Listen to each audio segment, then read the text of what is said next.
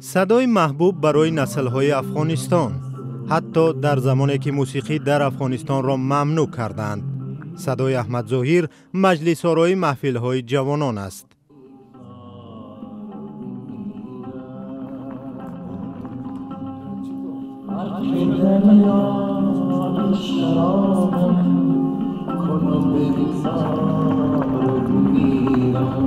و من از دوره نوجوانی که آشنا شدم همراه آهنگای ظاهر بسیار خاص برام معلوم شد و من یک علاقه خاص نشان دادم و تا امروز گاه در بعضی شب نشینی ها همراه دوستا و بعضی حالت های احساسی که پیش میشه برم حتما سراغ آهنگای ظاهر میرم.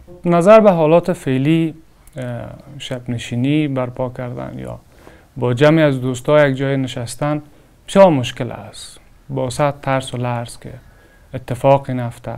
مثلا مرگ من روز فرا 44 سال پیش احمد ظاهر اینجا در منطقه شهدای صالحین کابل به خاک سپرده شد.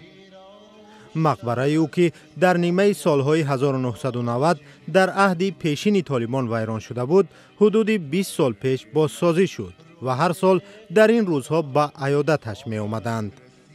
اما امسال سرد و خالی از حضور هوادارانش است.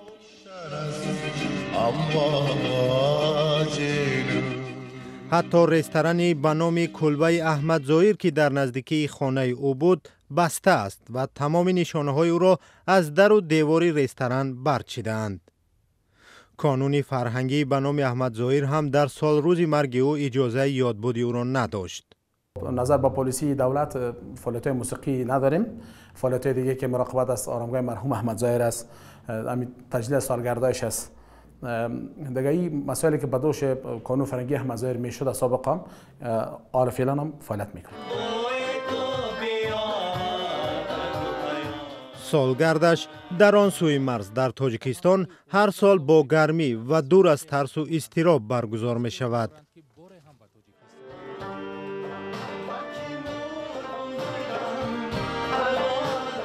احمد ظاهر که روایتی از نسل این دوره افغانستان بود، 44 سال پیش در روز 14 ایون سال 1979 در یک صدمه شبه برانگیز نقلیاتی در ولایت پروان جان باخت.